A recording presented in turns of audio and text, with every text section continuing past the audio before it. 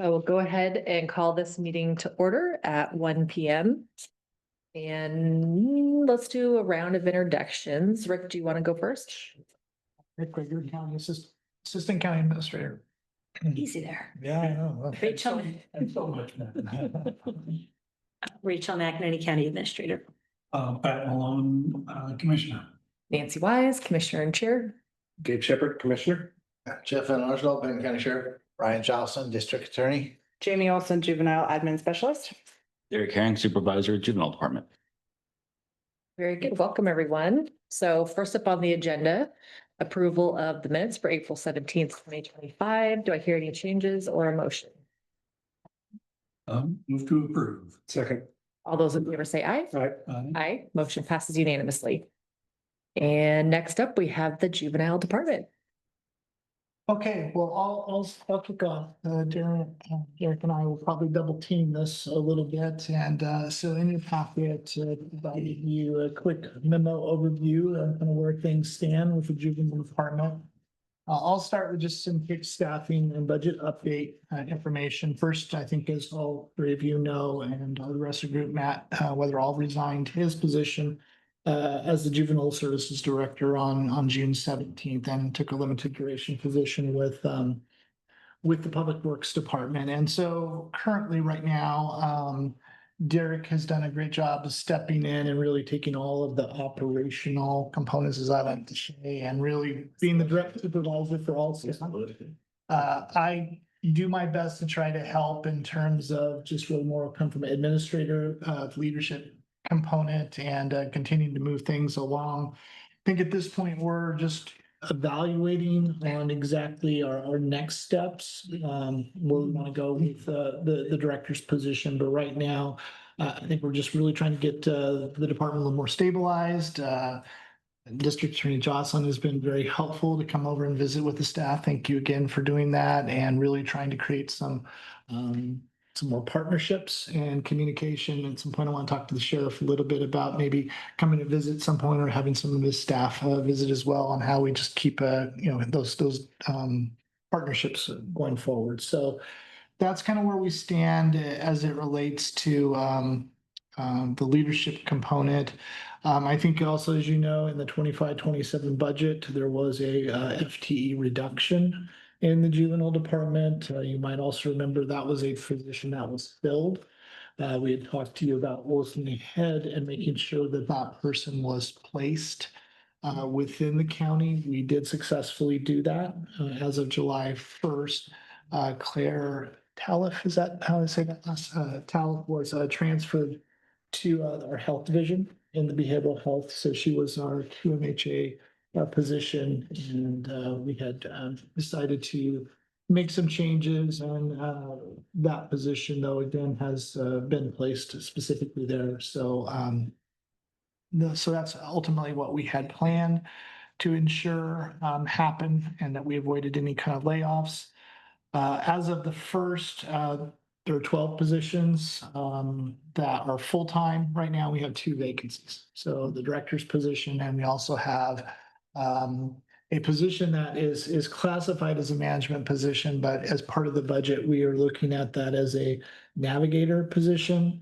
I will say that Derek and I really want to take some time and reevaluate the restructure that was part of the budget proposal. Not that we're saying that will change, but we want to just make sure that there's that opportunity to see if there's any adjustments that are necessary. And if so, of course, we bring those back to the Board of Commissioners. And then finally, just a quick budget update since we're at the end of the well, we're past the end of the binding, but we're doing the closeouts.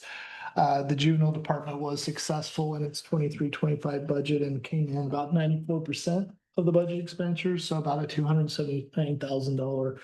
I know this is an official county word. I always like to say a reversion to the general fund, but basically a savings to the general fund.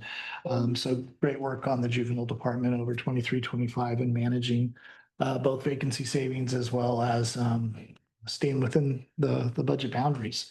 So with that, I think I'm going to turn it over to Derek. He's going to talk a little bit about some of the case and referral statistics that I know that Matt has provided in the past and some of the dashboard information as well. Some of the things that are going on in our various programs of juvenile services. Okay, thank you, Rick. And I also wanted to express our appreciation for your support, Rick, during this transition time. Much appreciated. There's been a lot of moving parts, and I think all things considered, things are going pretty well. So, um, in an attempt to save a little bit of time, I'm not going to read through this verbatim. I just want to give a little bit of a snapshot, but there is information in front of you. Generally speaking, I think that our caseloads are trending downward. That always comes and goes for various reasons.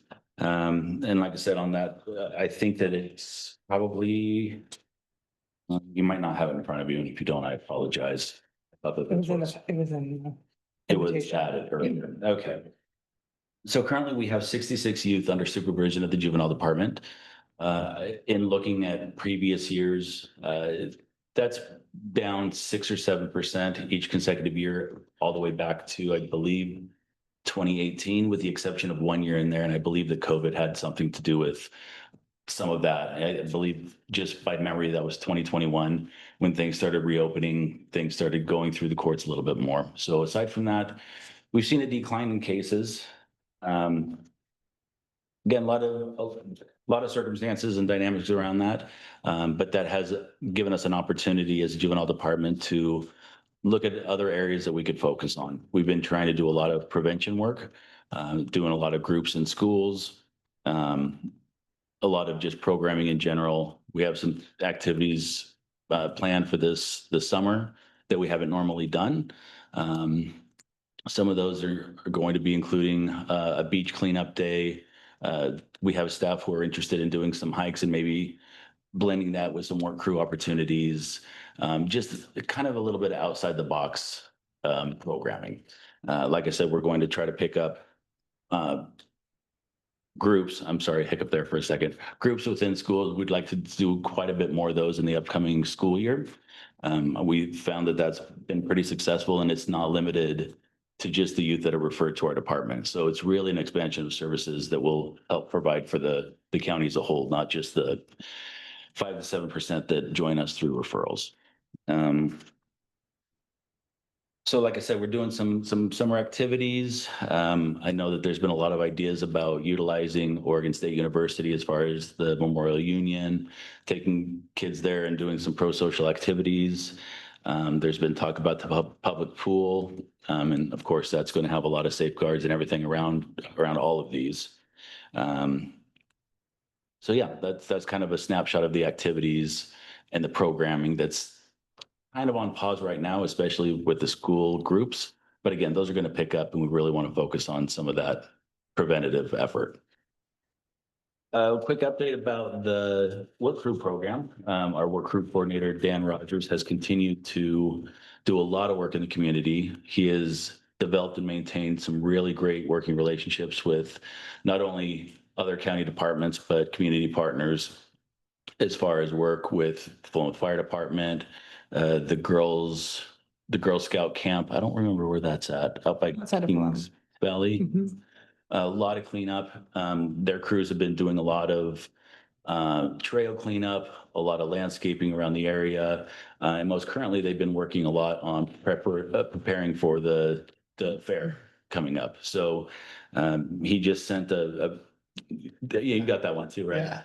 Yeah. They actually did, what is that called? Basically the fence covering that historically has cost quite a bit to get that done, to the tune of around eight. Yeah. Millions of dollars is what we're hearing. So they went out and it looks so professional. Yeah. And so. Yeah, so he's doing a lot of that kind of thing. He's really gotten the firewood program up and going. We're still trying to figure out the logistics around how to get that firewood out to those in the community who would need it the most. But he has several cords that is seasoned, dried, ready to go. At this point, we're not looking at a revenue stream coming from that, but at some point we would like to see that just enough for revenue to come in to kind of substantiate the program. We're certainly not looking to profit. We're not looking to do anything like that, but we really want that to get back to the community. So that's up and running. I feel like I'm missing something about the work crew program. I don't recall. But anyway, great program. It's running really well. I think that there's been a lot of really good reception from those who he's working with, and a lot of good partnerships that I could imagine will continue to move forward. Do those that are doing the work crew, that's as a part of their sentence or the disposition agreement and or informal accountability agreement? Yeah, yes, that it's part of the, it's part of the accountability. It counts toward those hours. And at some point, we would really like to explore the idea that possibly those that owe restitution, that would be part of the revenue that comes back in at a prorated, and we haven't figured this out yet. And I believe Marion County does it this way, where they earn the money from the firewood and that goes into paying off some restitution. That's sometime down the road, but we're hopeful for things like that. Talked about group facilitation briefly. Going into the next school year, we're hoping to have staff in several local area schools as part of support and just presence in general. We know that neighboring counties have done this and have had really, really good successes with that, not only to support the schools, but also to be a positive contact for the students. And again, not just the students that are on supervision, but those who just would like to see a positive adult. So we're going to be coordinating that with schools. We've already had a lot of interest in some of the schools. And it's not something that we've traditionally done a lot of, but we're hopeful to be more present. I think Would you have somebody there for like an hour out of the school day or there all day long, or what's a the? couple hours at a time, maybe once or twice a week. Yeah. And not necessarily for a very structured office hours, but just to be a resource. Yeah. That's done in the past. It's new. We've done it on a limited basis. We've had a couple staff a few different times in the Philomath High School, and it's gone really well as far as, if students wanted to check in with someone and maybe counselors were unavailable or someone that's just completely disconnected from the school. Sometimes students feel a little bit safer in sharing in that capacity. And we make it very clear that when our staff are going into schools, we're not probation officers. We're not authority. We're other adults in the school. And even when we do group facilitation, the IDs come off. And while we're representing the juvenile department, we don't want that to be what people think of. This is something you've worked out by LNJ too. We're in the process of doing that. We've sent out some feelers and some discussions with the local schools. Once we have a little bit more traction, that will certainly be covered on the bigger picture of things. Yes, Commissioner, I was just gonna say that, as Derek's talking a little about the caseloads and what we've seen, and one of the things learning is that as Derek said, there's this notion of the juvenile department being, no offense, Sheriff, but more of a law enforcement type group that comes in. And so there seems to be this lack of perhaps wanting to partner as closely, just because of the fear that comes with that. And so trying to move it more towards the proactive and going to them, meeting them where they're at, and working with the schools. I think that's been a big part of, I know what Matt wanted to be able to do and be on the front end of it. I think as time goes along, we want to create those relationships, probably stronger relationships with the schools and our partner organizations as well. Yeah, the sense I've gotten over the past few years seems to me like 509J is sort of going away from wanting to partner for whatever reason based on their values or how they want to handle stuff. So I hope that this works out. And it's a great idea, I think. The school districts, and we had discussed this at the meeting I and the juvenile department had, but there was up until, I don't know how long ago, but there was a resource officer from Corvallis Police Department that would be a presence at the different schools. And I understand at some point they asked that discontinue. Would have been a different role anyways, but kind of along the same lines of what you're seeing. I would like to see, and I'm going to reach out to the superintendent to get his thoughts on that, but I would like to see a resource officer back in there.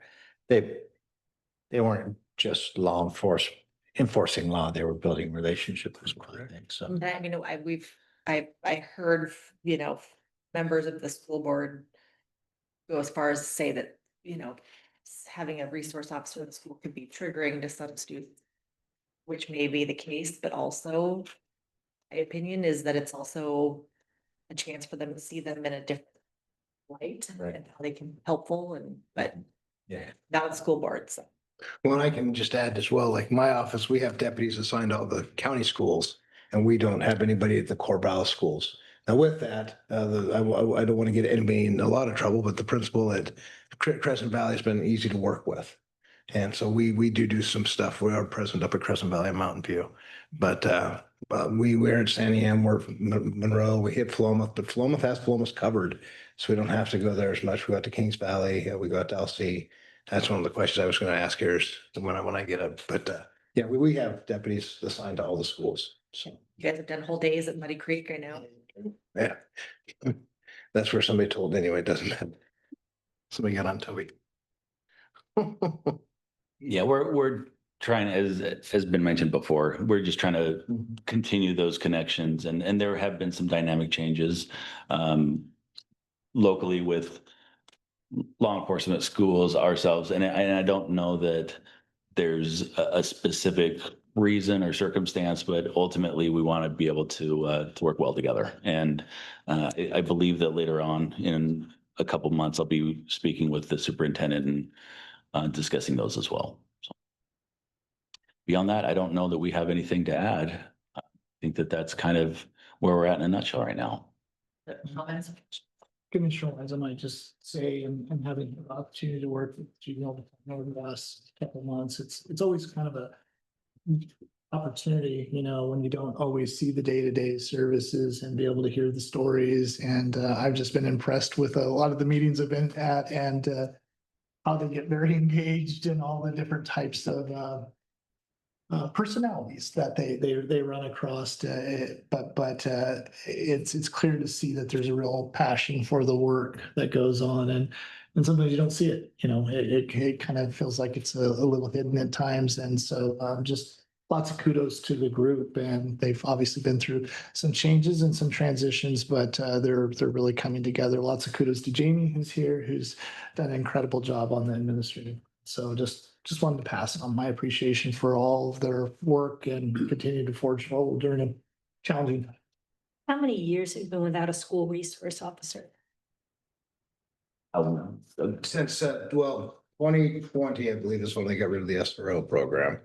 And did we Corvallis find- had one for 25 years and then it went away. So going back before that, was that pretty much the big movement and less cases referred? Do you think more came from the schools or is? I think that we've seen a change in the referrals coming from schools, and I wouldn't want to speculate why that is. I have my own thoughts about the correlation between referrals and being in the schools.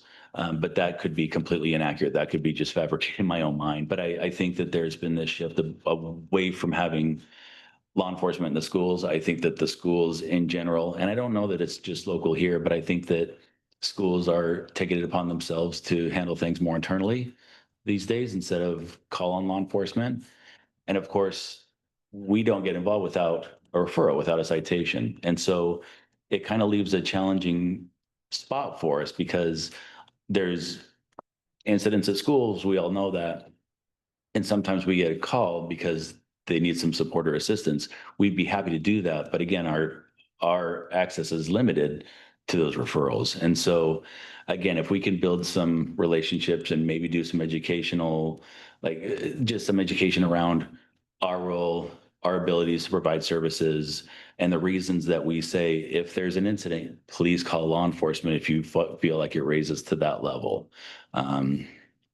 So yeah, I think in part, going back to what you'd asked, I think in part there is a correlation between school, law enforcement, or resource officers and the referrals that we're getting, at least in part. I think COVID, it kind of dove down a little bit too. It necessarily came all the way back prior. Is that Yeah. correct? Yeah, I think that that's right.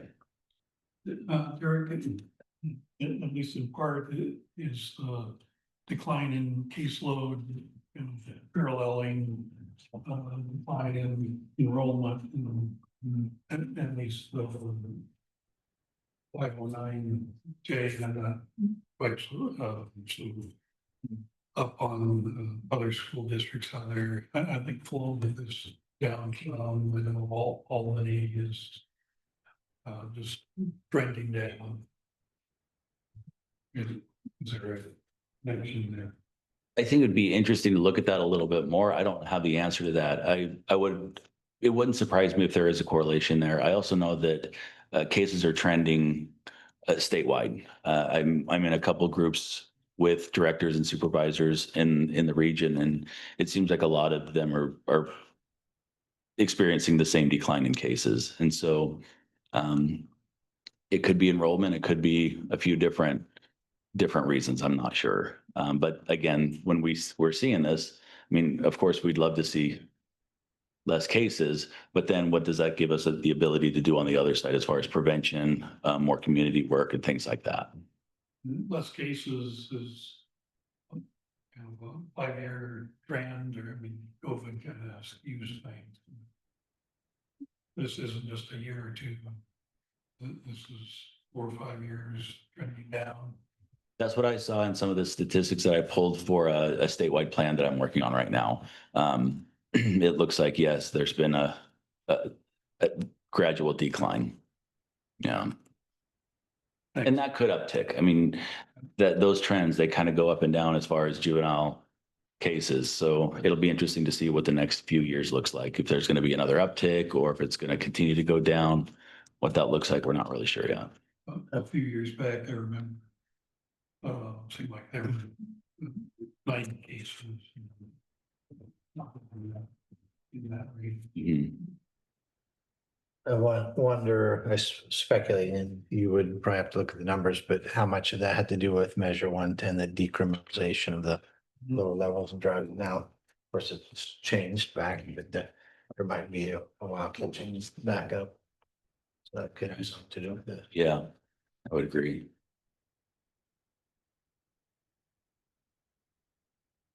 Other questions? Great. Well, in that case, we can move along to Sheriff's Office. Appreciate it. Thank you for being here. I appreciate something to kind of come in here, and brag about the office a little bit. I turned in 3 reports for April, May, and June to you. If you have those in front of you, you can pull them up. If you have any questions, you can reference those and hit me up. I'm gonna hit some of the highlights of them. In April, and I know that I've got some stuff here from when Under Sheriff Rogers was able to come and present in my place last time. We did have the DUI Enforcement Agency of the Year, the DUI Enforcement Officer of the Year, and Deputy Ash. And then Deputy Sparks and Deputy Frick both attended the Oregon State Sheriff Association week-long Deputy Sheriff's Academy. That's a pretty good opportunity to go work with side by side with just a bunch of other deputies. And it's a great networking opportunity as well for the whole week. You learn stuff that isn't necessarily specific to your region, your area. You learn how to kind of do it, and it'll come into play a little bit later when I talk about the incident management team. I don't know that there's really anything else to hit on this unless you guys have questions specific to the month of April. What's a transferred concealed handgun license? So if I were to go to Curry County, move to Curry County, I can no longer have it. I don't have an address here, so I can't have a concealed handgun license here. So it transferred into Curry County and I would go through their process Okay. of handgun license. Could you give me like a hypothetical situation why a license was revoked? An arrest. Okay. So you get, once you issue your license, you issue, state board is a shall issue. So I very rarely deny people a concealed handgun license. But once you get arrested and we find out about it, and I know this shocks a lot of people, we all talk. And so they'll send forward the report to us as soon as they run them. So the record staff will run them, see they have a concealed handgun license. So then they'll forward that report on to the issuing agency, which would be us. Okay. Once Katie Kuhner gets that, then she'll write a denial letter. It's pretty much a form letter. I'll sign it and we revoke their handgun license. And so, Okay. or deny it. I deny some permits typically, if the denial portion. They'll have an arrest in their background. And a lot of folks are going through the process of getting their records expunged. And so then I'll see their name and it'll be a denial. And then 4 months later, it'll come through and there'll be no criminal history. And so then I approve it. So it doesn't exist any longer. Sure. Yeah. And if you deny it, they can appeal it to the. They can appeal it. So typically if I'm gonna deny it for something kind of questionable, I'll make sure that county council Crony knows. Because Vance is the one who then has to go and present the case in front of the circuit court judge. And we've had pretty good, because I just don't deny too many, but when I do, it's for a justified reason. And I'll outline that to Vance and he'll document that, give it to the judge. The judge will see that, give the individual an opportunity. But typically it's for a valid reason. And there is an increase.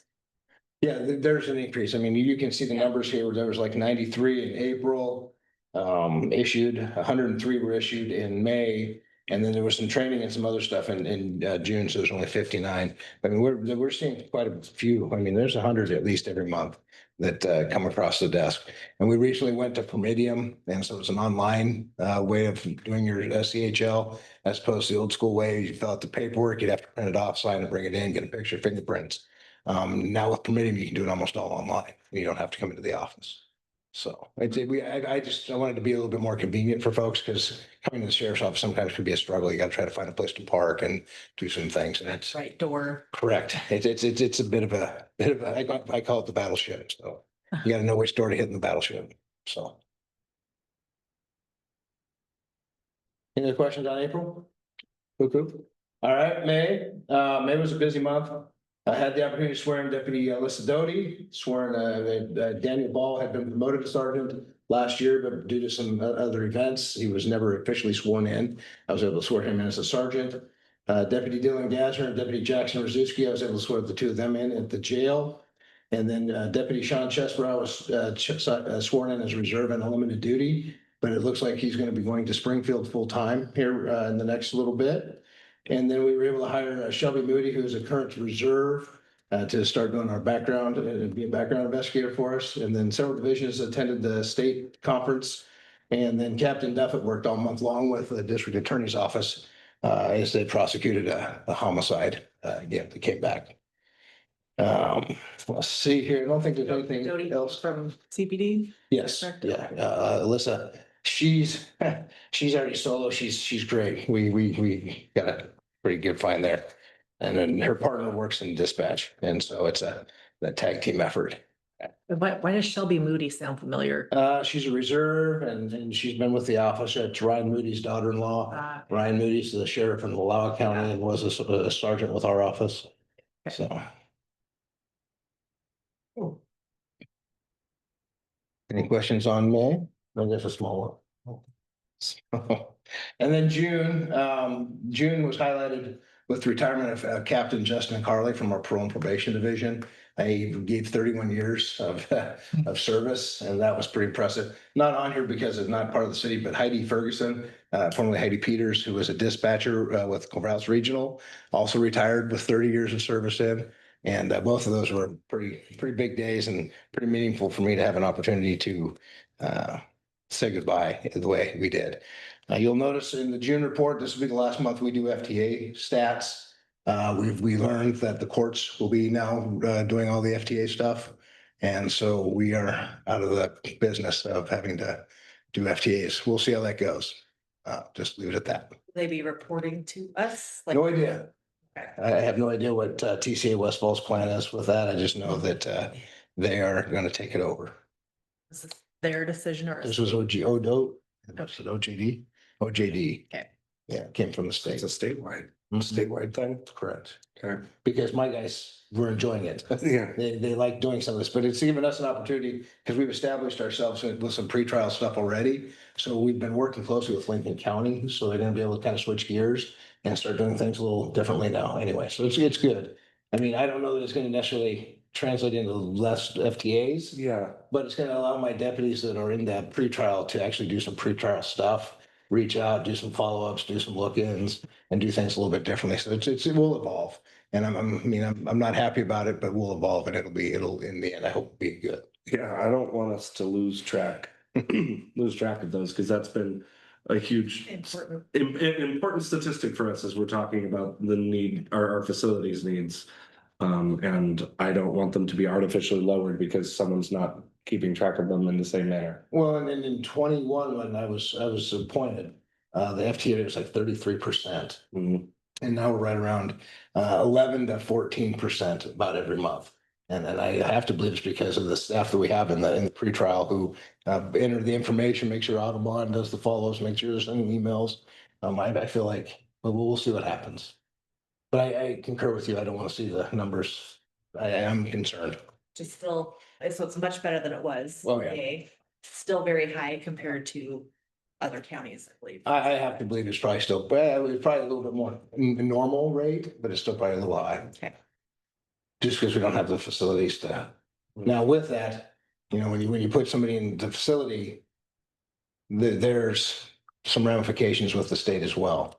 And that's like a last chance deal like that when you start giving people, sanctioning people days. So it just doesn't have why. I had jury duty a couple weeks ago and the defendant didn't show, so I gotta go early, so. Yeah. Sheriff, on the improving failure to appear, any couple of reasons why we're doing better? Well, like I mentioned, to begin with, I feel like the deputies were doing some follow-up and reminding people when their courts are. And so they were, I mean, otherwise you just kind of, if you don't have access to certain things, you don't remember, you don't recall, you get on with life. And so now we're able to meet them kind of where they're at and let them know when and where and what time. And so I think that helps. And then again, you know, we work pretty closely with the district attorney's office and with the courts and the judges specifically. And so they will put, well, I don't know what the right term is here, but we have people on ankle monitors. I mean, we are working closely with the community to try to do better because we know the facility is not going to be the answer. Typically with Senate Bill 48, if people are brought into the facility on an FTA warrant, they're held. If they come to the door, we can remind them of the court dates and we won't bring them into the facility that way sometimes. And so we've got a better relationship with certain folks now in certain part of the population. Then they don't necessarily look at us with that fearful, I'm going to run, right? So those are some options or observations I've made, but I couldn't tell you for certain why the number's lower. Yeah, or I was gonna say a fair amount of the folks we deal with on a regular basis are not, you know, traditionally housed. They probably have a smartphone, but they're not living on the normal 9 to 5 schedule that, you know, most of us are. So, you know, they're not keeping a calendar. So that reminder, hey, tomorrow or today, you've got a hearing. That's gonna show some improvement would be my guess. And I think they're going a week out, 3 days out, and then the day before as notifications. I think it was Senate Bill 48, I was talking about under Sheriff Rogers, and that was part of the reason that Clatsop County's jail population went down significantly, opened up opportunity for us. Correct. But well, for Benton County, our effect was the opposite. Could you elaborate on that? Well, I think under Senate Bill 48, you have to see have category 1, 2, and 3, and only category 3 are typically the ones that stay. Category 2 can stay if I were to call the judge and ask for an override, but I've only done that, I think, a couple of times. As far as why I believe that is, like I was saying, if you fail to appear, will turn themselves in. And so we can bring them into the facility and then they can go see a judge at 1:30 the next day, unless it's early in the morning, then they can go 1:30 that day. So that's why we'll see those numbers kind of stay up where they're at. I don't know if you're familiar with where Clatsop County's jail is, but it's in Warrenton. It's a little bit off the beaten path. So I don't have people doing turn-ins there. So that's just a part of it, but yeah, in the olden days, you take somebody to jail, you took them to jail and then they'd stay till 1:20 and go see a judge. And then that's not the case anymore. But like you were saying, in our county, those numbers seem to have kind of just stayed the same. And that's just one because, you know, it's a product of our smaller facility. And then two, instead of shipping people out, we can have them stay here. It's extradition training. Extradition. So if say we have somebody that we pick up and they have a warrant out of Colorado, we can either take them to Colorado, or if we have somebody in Colorado, we can go get them. And so the extradition, there can be paperwork, there can be court hearings, and then there can be actual travel time. And so the training it's pretty useful, beneficial to our transport deputies. Thank you. Questions? I have some in general. Are we good for the, I think June's good. Yeah, we're good. okay. Marine Patrol, how's it going? We're in the middle of summer, river use, and with the budget cuts, you said we'd probably be okay. From the Marine Board budget cuts. I just want to check in about that. So we're in great shape. I'm gonna tell you right now, if you ever get an opportunity to thank anybody, thank the Marine deputies. They saved a couple more lives last week. They were out cutting a snag, which anyway, they were cutting a snag and they could hear some noise, and up the river a little bit was another snag, and some tubers had been sucked underneath the snag. So they will get up there and save them and get them out of the water. And I know this is a recorded meeting. I asked them, but I'll be giving one of the deputies an award tomorrow at briefing. Well, just because of his efforts in that, he did great. Yeah, I think it was you, Commissioner Chair Wise, who Roger Nyquist sent the text, or Will Tucker. Yeah. No, not Roger, Will sent that email and asked us to do some stuff down. Yeah. It's not in our county, but we of course went down there and did it anyway, and he was pretty thankful. I know they had something recently up in Polk County, and Polk County returned their Marine deputies because of their money in their boats and everything. Yeah. They're just like, no, we're not in the business if you can't pay us. I just feel like we have a fundamental obligation. And so we utilize reserves. I didn't fill one of my temp positions that we normally fill. I've got enough folks that have gone through the Marine Deputy School that we can utilize on-duty staff, because right now we're fully staffed. Mhm. So I can utilize on-duty staff, and then like what we used to do in Baker's, we would do a lot of shore patrol. And so we've got a lot of folks doing shore patrol stuff as well. They'll go to Crystal Lake and they can do a lot of burrs and stuff on shore right there, as opposed to putting a boat in the water. So. And I think I mentioned this to you, but I'll say it for the public meeting. The mayor of Corvallis ran into some sheriff deputies while at one of the Riverside parks, and they were doing a great job, and he had a lot of compliments to say about the safety. They're talking to people about safety and doing a good job. So That's good. I appreciate that. Thank you. That's always good feedback to get. So Polk County isn't doing Marine Patrol? Correct. Marion County has picked up their stretch of the Willamette. That's what I was, okay. That's helpful. Does Marion County get more money for that? No. Yeah. Okay. Sheriff Hunter and I are cut from the same cloth. We just believe that philosophically there should be somebody there to help and take care. So, yeah. The other question I had to do with the where is it? Jail closures. Mhm. So when you have, so it says there were, what month am I in? I'm in June. It says there were 3 days when the morning count noted all holding cells were occupied, Mhm. was that capacity. So what that means is that, and it says 0 jail closures. So you were at capacity, but never went over. Is that right? Okay, so that's what that means. And what that involves is our 2 holding and 2 waiting cells. We had somebody up, we brought people in, or there's somebody under the influence or having behavioral health or whatever it might be. Whatever that issue is, we've had to put them in a single cell up front where they get 15-minute observations. Yes. So if those cells are occupied, then we don't have anywhere to put somebody. And so then at that point we would close. Okay, so then that was it looked like there were 0 closures, but 5 days over the course of these last 3 months where it was pretty close, where they were at capacity. Okay, thank you. And when our judges are making release decisions in court on a daily basis, they're turning to the deputies and asking, what's the status or thing. And when the answer is they're full or there's 1 bed, the judge is often making a decision to release the person with a stern talking to rather than putting them in jail just because of the lack of space.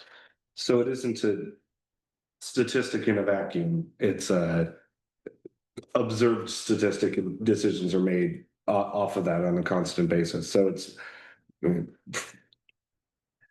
frankly, it doesn't sound like it's the most reliable statistic because people are trying to avoid having it go over. Right, so typically I get a report every day that looks like this to start my day. And you'll see that those three, the one waiting or two waiting, one holding is vacant. Mhm. And so we have room for folks if they want to come into the facility. And so that information is then shared with the courts as well. So they know how many beds we have. So this is today. So that's how many people are requesting the facility. You have that many folks at the state hospital, that many at Polk. It's always going to be 10. I promise the commissioners that I always have 10. And then we have 4, it says 4 at Norport, but it's not Norport any longer. Yeah. It's now Plaza. So I mean, and that's a bed by bed instead of a contract bed. And so we've already saved a significant amount of money. Okay, according to yeah. Plaza. And on the release situation, some situations based on the facts, they're mandatory that the court holds them. Yeah. Discretionary. The class of, that started July 1, July 1. and we've got 4 folks there right now, we I said. believe that's right, yes. Okay. And to keep that in perspective, we have 4 there today. But if they were at Norport, we would still be paying for the 15 For all beds. for that contract. And so we're now paying for 4. So we pay a little bit more per bed, but we don't pay that big contract, so. Saving on gas. We're saving. we're saving in every direction, which once we get the new courthouse up and running, will make a big difference. I'm excited for our tour. Our road trip. You will be surprised. I'm gonna tell you, it's a big facility, Yeah, okay. big facility. Field trip coming up. A week from August 31st. Thursday's 31st. Thursday. baseball or softball. Softball's on the 30th. Stockholm's on the 30th. Battle of the Bands is that night, so if we get back in time, we can do Battle of the Bands. August, July. July 31st. July, end of the month, next week. Sweet. So I wanted to touch a little bit, I looked at Under Sheriff Rogers, the stuff he talked about last month or last time we all met. We are now fully staffed, as you all know. I've touted that as much as I can. We still are looking for qualified reserves and qualified limited duties in the jail for a few more days. But right now I am fully staffed. Let's see here. Talked about Brian Lee and his work with emergency management. I can't talk about Brian Lee enough. Right now, we have an IMT, which is an interagency management team and so we have an IMT in the patrol division that I was part of after the Malheur occupation. And then we just kind of stopped because we didn't really have anything. Then we had some fires, the San Canyon fires. And so I sent some deputies over to the Deschutes side. Brian Lee has fired up this IMT or incident management team for emergency operations. And now we put them in touch with the patrol side, and Brian and the patrol, I am the ECC commander, enforcement command, have started working together. He went to Harney County. Brian's been to some training in Maryland now. And so he's been requested in North Carolina, Florida, some places, and I always tell him no. But eventually I'm going to say, yes, go. I want you to go and get this experience. So it's just something to think about. Our incident management team, our emergency manager, Brian, Chelsea Chitka, they're amazing. And I just can't sing their praise enough. Brian's a gifted dude. And I just want to put that out there just because I saw that on last time's deal. I've got a Brian question. Mhm. This morning, we received several emails from Chinook, Road district. Road District, saying yesterday mail truck crashed into a telephone pole and the road was closed, and yet we would like the county to look into the second route for their area. And I've talked to Brian in the past about when we were doing the sheep farm and taking care of Oak Creek or helping. We have a number of other areas that could use an evacuation route. And he was working on a kind of a matrix of, how many people, what would it cost? So end up with, well, what's the next, when funding's available, what's the next area that could use an evacuation route. Just, curious what kind of shape that list is in. Well, I think it's not a surprise to anybody when you start talking about funding and the federal government and FEMA, there's no money currently. So I wouldn't get too wrapped around the axles about it yet, but I can certainly ask him about that. It's the first I'd heard of that new route or a previous route that had been discussed, at least it's the first I've heard of it, so. Well, this was just to look at different areas and prioritize them. We did have some funding that took care of the sheep farm evacuation route, Skyline, Right. the Skyline area. But part of that was, that's a well-organized group and I think 400 homes, and so it was a fairly easy one to put at the top of the list. Legislature came up with some funding. That's our Gals are Blue, and I think it was. And there were 3 or 4 funding streams to get that project Right. finished, but even if there's not currently not funding available, just having some kind of priority list so we can tell people really not likely or in the near to medium future, there's a possibility. Well, I can certainly catch up with Brian and just ask him, I mean, what are the possibilities? I know I made some notes here, so I'll certainly find out and I can get back to you on that. Yeah, you could ask him to send us whatever is appropriate he has. Okay. That will help me responding to the 6 or 7. Because we got that may say, yeah, we're aware of it, or no, we're not, we'll add it to the list. I know that there was a hot wire and it took a little while to get CPI and I don't know why that was, other than you probably have to just get somebody on the weekend. Out It's a there little visiting easy. everywhere. Yeah, right now. Little challenge. All right, maybe we talked about budget stuff, just as an aside, I know Rick was talking about a reversion to the general fund. I wrote that down, don't get yourself. I wasn't. No, it's in my statement.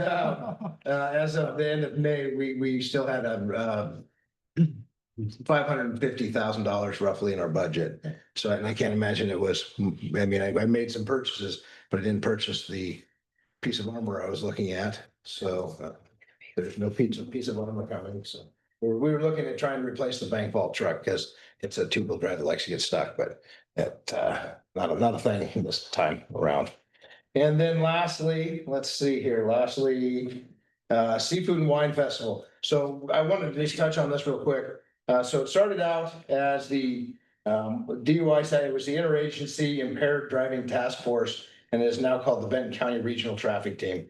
So the first coin they did was for a back to school deal event. Oh, no, it's graduation. That was graduation. And then this is for the Seafood and Wine Festival. And I'll just pass these around so you guys can take a look at that. This is the newest one, Benton Regional, and this one's actually pretty cool. This one's There's a lot of drugs on that. and this one's really cool. And I want to add, I have a letter here that I received from Sergeant Bowers with Philomath. And I think Blake is kind of one of the leads on it, along with Brittany Hughes, who's an officer with Corvallis. And then, of course, we have several deputies involved, but it seems like a Deputy Colin Tomney has really kind of taken the lead as well. But from the frolic, some of the stats I have here, nearly 140 traffic stops, 21 traffic related citations. They did field sobriety on 11 people. They made 4 DUI arrests, and they had 3 people they arrested on warrants as well. And this involves Benton County, Philomath, Corvallis, OSU Police Department, Albany Police Department, and the state police as well. And I know this last weekend, Albany Police had reached out and asked if we could help with some stuff for the Lynn County Fair. And I haven't heard back or seen any of the numbers on that one yet. But I just want to let you know that that's going on. And it is truly an interagency deal, and it is with Philomath, I think, kind of has the lead on it. And I'm pretty excited about it. And I'm supportive of it. And we give them a little bit of money so they can help buy the coins and some swag and stuff. for the folks that participate. It's definitely some It's pretty cool. folks that are like. Right? I did. Go ahead. I was gonna say, I did like the messaging at the front, like, don't let this be your last ride. I thought that was. Right. That was a good one, and I don't remember who, but someone commented on it to me as I was in. Well, and I know that we've been also partnering and doing some things with the health department. And I would love to say that we came up with that, but I believe it was the health department that came up with that. And it's pretty catchy, and I like it a lot, right? Well, they had signs about, what binge drinking is and what, Right. as you're driving out, like, okay. Right. I like it. And I guess as I hear the DA comment, we also have representatives from the district attorney's office. I totally forgot about that. I apologize. I totally forgot. Well, did you know that the Benton County, the horsey people? They had a donkey riding team. Yeah, no. So. They said Benton County, and we were like, what? I was like, who's claiming to be Benton County? She said the horsey people, and this is a public meeting. Horsey, posse, All right. it's close, okay? I think they need to know this. Moving on. This week is National Parole and Probation Week. So if you have an opportunity to drop a letter in, like I was saying, that Captain Carly has retired. Joel Pickard is the acting captain of the division currently. And they're running pretty bare bones over there right now. The other sergeant recently had an incident that requires him to be off duty and have some surgery and do some things. And then we already had 3 openings. And What's so the department parole and probation. again? Yeah. P&P. Let's see here. The 30th, you already mentioned, is a cherry softball game versus Lynn County Sheriff's Office for 4-0. And it benefits the ABC House. Yeah. September 7th will be the chili cook-off, and that is a Sunday. And then August 6th, I'm bouncing around here, August 6th, we have National Night Out, and we will have the posse at Philomath along with a marine boat and in Philomath's National Night Out at the park there. And then we'll also be in a dare with a marine boat as well and hand out some swag. Last year, a dare, I made the mistake of handing out boat whistles, and I will never make that mistake again. Well, a lot of them, yeah, it was really noisy. We had to do a reset, hard reset. And then September. Had children. Well, I will tell you, okay, so at the Monroe Christmas parade, we ran out of candy, so I started giving out boat whistles, and I'd give a toot toot, and behind me, you could just hear these kids toot. toot. And I'm like, oh, there's more behind me, right? So it was all right. And then September 2nd will be our first night of Citizens Academy. If you know anybody who would benefit from participating in our Citizens Academy, have them fill out an application. They can go online to the sheriff's office webpage and get involved with the Citizens Academy. It's pretty cool opportunity to September 2nd? September 2nd. It's the Open first. to commissioners, right? It's pretty cool. We are citizens. I'm telling you, it's pretty neat, it's pretty neat. And I know that you went through it recently. And so if you have any questions, don't hesitate to ask Chair Weiss, because it's a lot of fun. And I look forward to it. And I love to tell you, it's my thing, but I've been telling you, Under Sheriff Rogers, he is geeked about it. He loves the Citizens Academy. And what is it, 1 day a week? It's at the. It's Tuesdays and the occasional couple Saturdays. I can't remember the schedule. I had it off the top of my head. We're every Tuesday for 8 weeks, I think. And then a couple of Saturdays in there, but they're not home football games or anything like that. Good. Yeah. You ride the marine boat. You do get to go out on the boat on a Saturday. So you go out and see the dog on the one Saturday is a cool Saturday. You see the dog, drones, boat, and forest deputies come out. It's a lot of fun. And it's not all day Saturday either. But it will feed you guys. Anyway, if you know of anybody, there you go. I was randomly telling my kids about how I almost tripped, halfway trip getting on the boat. Oh. Just about gave the sheriff a heart attack. Well, and then I apologize. Last, I just want to go over this a little bit. We are doing our awards for 2024. And we wanted to do this early in the year. And of course, here we are halfway through the year and we're still trying to get through it. But I do have some of them here. So we did support services, emergency services, and special services. Employee of the year was Sergeant Ryan Roth. Employee of the year hasn't received the award yet, so I'm going to hold off there. Volunteer of the year was Tim Jordan. And then I gave a sheriff's award to Howard Friedman. He's a volunteer. He's got thousands and thousands of hours of volunteer time. And then I was, of course, gave a sheriff's award to Brian Lee as well. That was an easy one for me. And the jail employee of the year was Sergeant Jonathan Herrick. And then he also, Joe Yanchek, I gave Joe Yanchek its Sheriff's Award. And then we have a Joint Service Award with Herrick, Nordyke, and Blackshear, and Detective Lovick as well. And she hasn't received her award. So that stems from, we had a bad guy in the facility and he was utilizing every means possible to contact his victim to the tune of 66 counts, I believe it was. And he got 66 months on top of his sentence. And the judge gave him a month for every time he violated. And I thought that was pretty impressive. Parole and probation, we have not done yet, and patrol, we have not done yet. And so I can't get on into those yet. I did, some life-saving awards for Dylan Gassner and Paul Hernandez. They found somebody in the jail who had attempted suicide and they were able to resolve the issue. And, as such, we did not have a jail death. And I'm super happy about that. Yeah. So don't like those at all. No. There you go. Any questions? Are you fully staffed now? Now you sound like everybody that wants to say, they get mad at me. I'm like, oh, I'm just, it's an easy one, right? We're fully staffed, nobody else is. Till I have this vacancy rate, and I'm like, oh, wow, well, there you go. You see how the coins, they're pretty cool, right? Yeah. I mean, they're lightweight, but the man's pretty neat and what it stands for, so I'm super proud of these guys. Pretty cool. Anyway.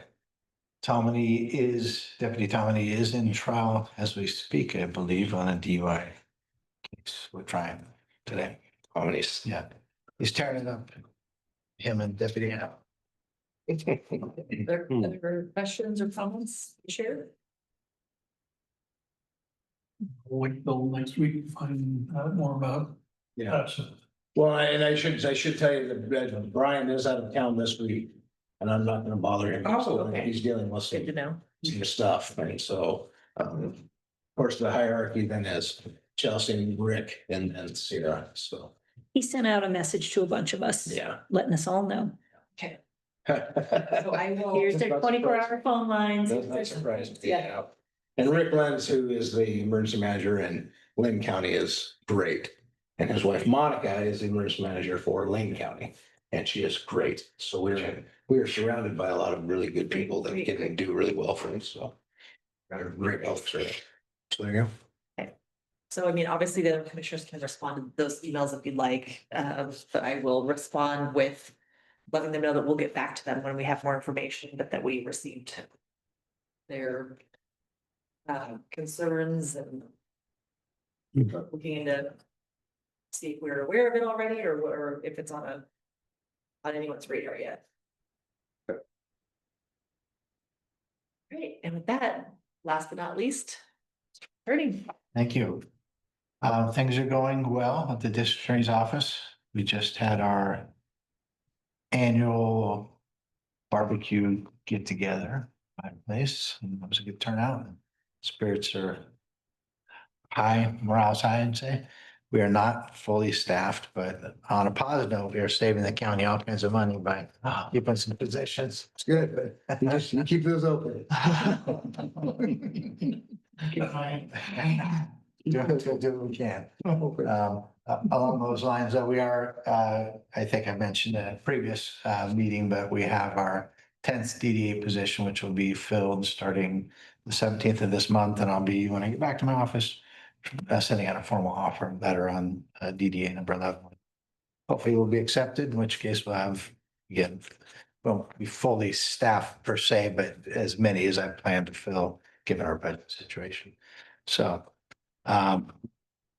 just wanted to highlight a couple things, programs you'll see on here: restorative justice, deflection, and then there's a couple other programs. But basically, in addition to the general approach to catch a person who's committed a crime, hold them accountable, and convict them and sentence them with jail or prison, there's a number of creative approaches that come up from time to time to kind of deal with some of the cases on the edges, I guess. You know, we can't solve all the problems with any particular program, but you think of a drug treatment court, for example, that's something that was implemented now 50 years or better ago.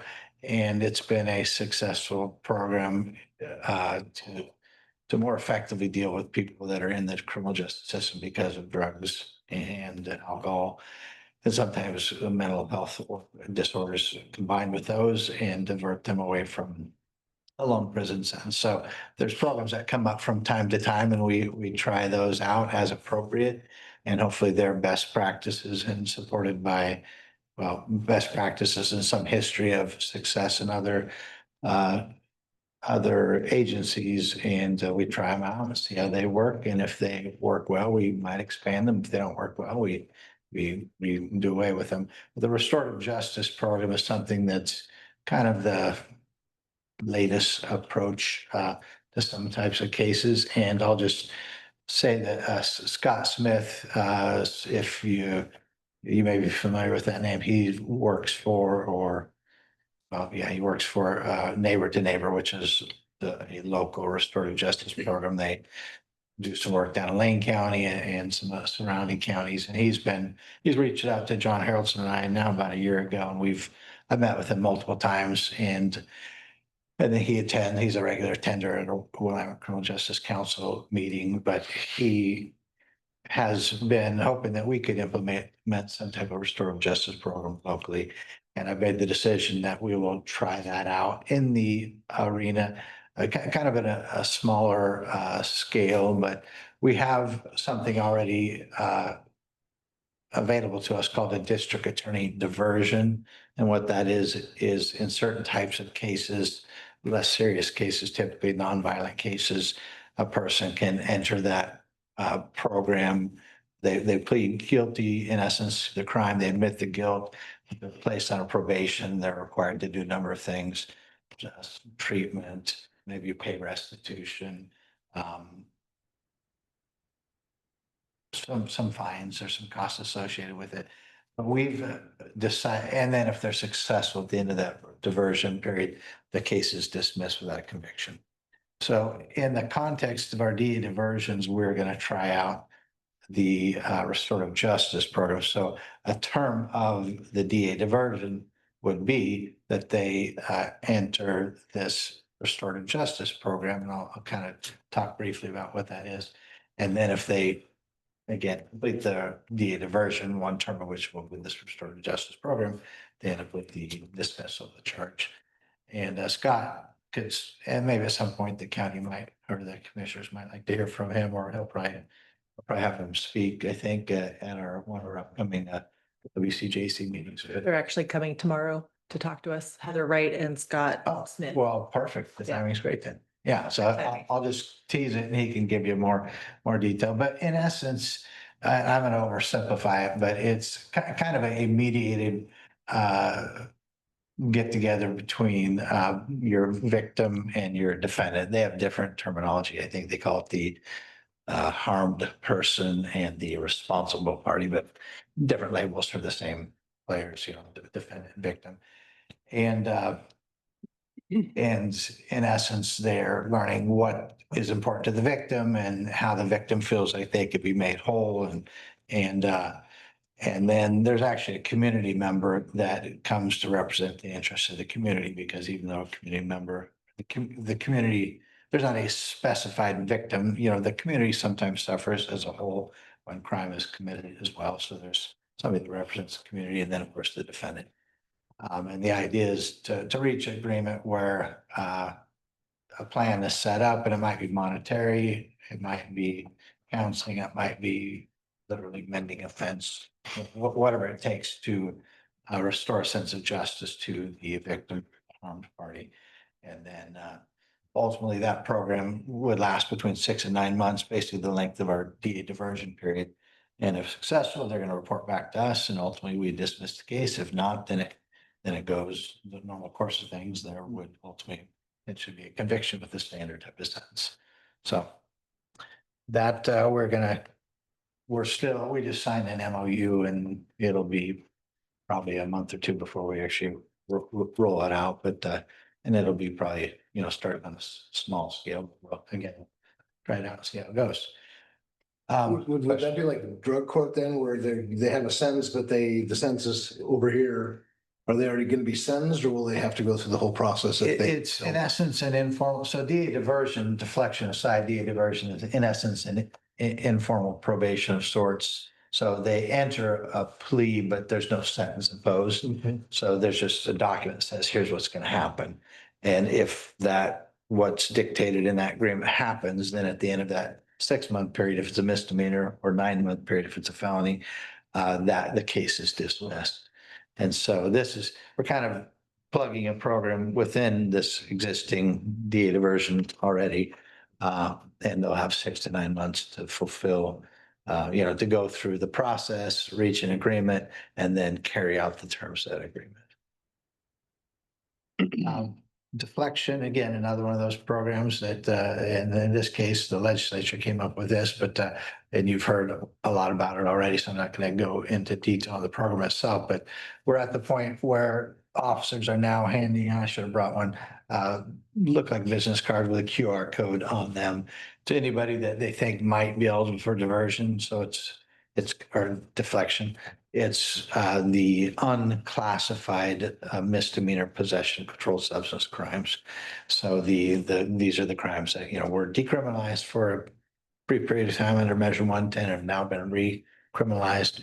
And so they're in the process of handing those cards out and or hopefully helping people sign up for those. To get the program going, we actually took a number of cases where we had formally charged the person, but then because our program wasn't up and running, we made plea offers to resolve the case with deflection. And so there's now, I think we have about a dozen people participating in the program. Some of those are outside of the criminal justice system or just community referrals. I think maybe 6 of those are actual, charged with or cited for a crime folks. And we actually had one person formally graduate recently. So it's, a slow start. And I think, again, these are going to be, I don't think we're going to show huge numbers. Even the bigger counties are still only in the dozens of cases.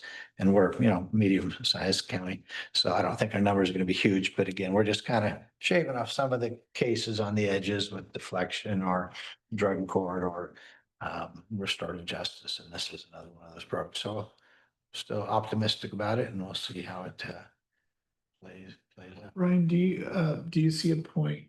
I know at one point we were talking about, do you broaden sort of the criterion in relation? I know we're still kind of in those early stages, but do you see an opportunity maybe in the next year or so to reevaluate that sort of who becomes eligible and what crimes? Yeah, I do. I think we're always gonna need a unclassified possession of controlled substance charge, but the question would be what additional charges might be allowed in and or the person's criminal history, what would be a disqualifying factor.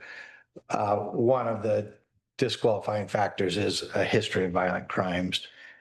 To the real concern, I think, is we don't want to present a safety issue for the deflection people that are working with these clients, these individuals. So if we could somehow decide how to define whether this is a violent individual or not, because some people could have they could have an assault from 17 years ago when they were in college and now they're, they've still got challenges obviously because they're in the criminal justice system, but they don't have a violent or recent violent history. So we might look to, more recent, whether there's more recent crimes or maybe collectively as a group, make a determination based on a number of criteria, whether that should be a disqualifying factor.